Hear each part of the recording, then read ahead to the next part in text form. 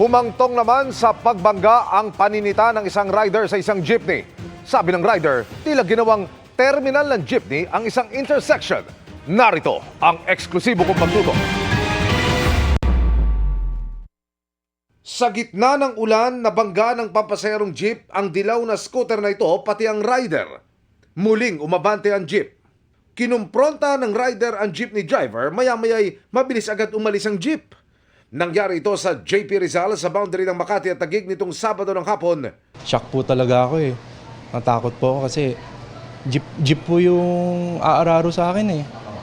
Natamaan nga po itong kanang binti ko. Masakit ba rin?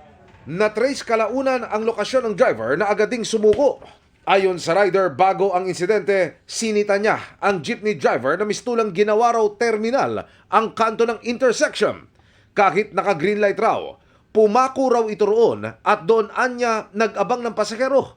Umimpil para ang jeep sa mismong tawiran ng tao. Doon ko siya sinita sa kanyang pagmamaneho at sinabing, pagka may pedestrian lane, padaanin mo yung mga tao, lalo na't kita mong walang payong at maulan, kailangan unahin mo muna sila. Respeto na lang. Sabi sa akin ng driver, huwag kang mangialam at nagtatrabaho lang ako. Pagkatapos nun, bumaba siya at hinamon niya pa ako na ipagsuntukan.